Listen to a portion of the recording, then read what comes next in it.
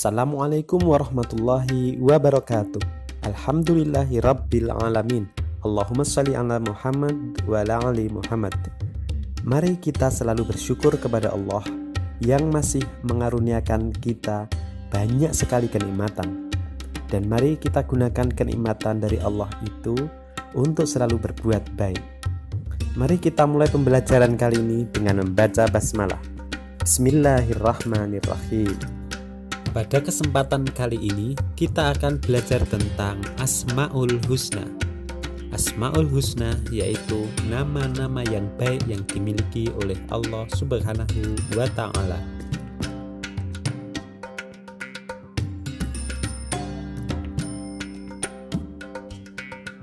Yang pertama adalah As-Somad.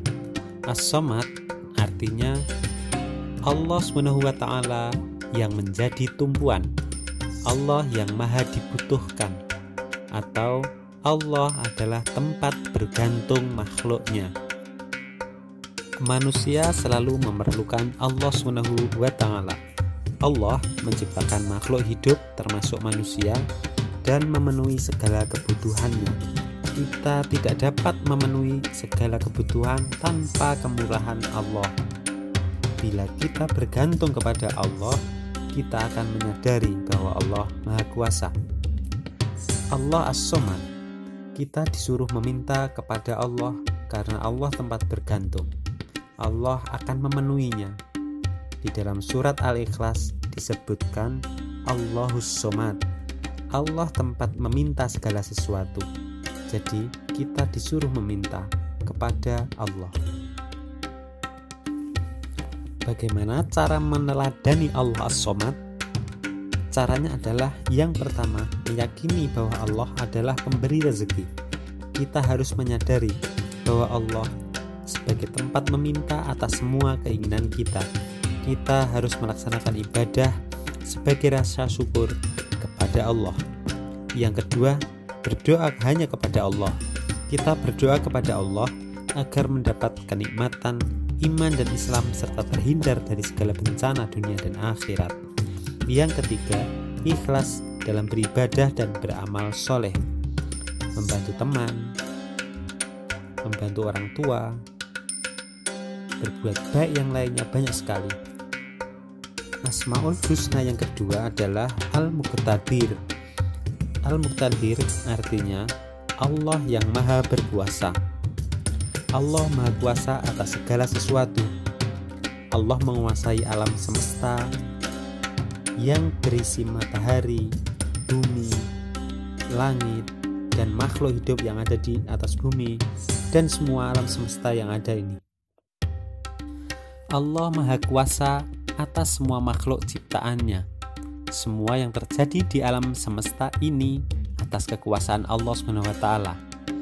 Ada banyak peristiwa yang menunjukkan bahwa Allah Maha Kuasa, seperti terjadinya siang dan malam, terjadinya perbedaan musim, kelahiran dan kematian manusia, terjadinya bencana alam, dan sebagainya. Allah Maha Kuasa atas segala yang terjadi di alam semesta ini. Lantas bagaimana cara meneladani Al-Muqtadir? Yang pertama adalah bersikap optimis dan selalu berusaha, berupaya semaksimal mungkin untuk mencapai tujuan, mencapai cita-cita, dan hasilnya dikembalikan kepada Allah SWT. Karena setiap kejadian yang menimpa manusia seluruhnya adalah dalam kekuasaan Allah SWT. Yang kedua, selalu bersyukur kepada Allah setiap saat, karena Allah SWT selalu mengaruniakan kepada kita banyak kenikmatan. Yang ketiga, bersabar. Setiap manusia pasti mendapatkan cobaan hidup dari Allah. Mukmin yang percaya bahwa Allah Maha Berkuasa atas segala sesuatu akan bersabar ketika menghadapi cobaan. Selalu ada hikmah dari setiap cobaan.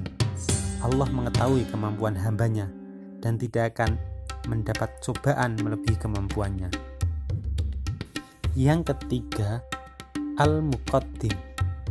Al-Muqaddim artinya Allah Maha Mendahului. Allah Subhanahu wa Ta'ala Maha mendahului semua makhluk-makhluknya. Allah Subhanahu wa Ta'ala Maha terdahulu. Allah telah ada sebelum alam semesta ini ada. Segala yang ada di dunia ini ada permulaannya. Kursi atau meja yang ada di rumah atau di sekolah dibuat oleh tukang kayu. Siapakah yang lebih dulu antara tukang kayu atau kursi dan meja? Tentu saja tukang kayu yang lebih dulu daripada kursi dan meja. Begitu juga Allah Subhanahu wa Ta'ala yang menciptakan alam semesta ini. Tentunya Allah lebih dulu daripada makhluk yang diciptakan oleh Allah. Lantas bagaimana cara meneladani Al-Muqaddim? Yang pertama adalah rajin mempelajari Al-Quran. Al-Quran adalah wahyu dari Allah Subhanahu wa Ta'ala tentang kebenaran. Isinya menjelaskan tentang kekuasaan Allah atas semua makhluknya. Dengan mempelajari Al-Quran, menjadikan kita makhluk yang tunduk dan patuh kepada Allah. Yang kedua adalah hormat dan patuh kepada orang tua. Orang tua kita lebih dahulu daripada kita. Melalui mereka, kita terlahir. Keberadaan orang tua menunjukkan keberadaan Allah sebagai penciptanya. Dan yang ketiga, mentadaburi ciptaan Allah. Merenungkan segala yang ada di alam semesta ini sebagai ciptaan Allah. Yang keempat, Allah Al-Baqi. Al-Baqi artinya Allah Maha Kekal.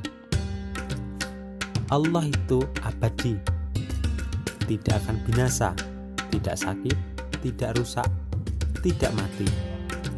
Allah kekal selama-lamanya. Berbeda dengan makhluknya. Semua makhluk akan mengalami kematian. Alam semesta akan hancur pada saatnya nanti. Hanya Allah Subhanahu wa Ta'ala yang tetap ada dan kekal abadi sepanjang masa.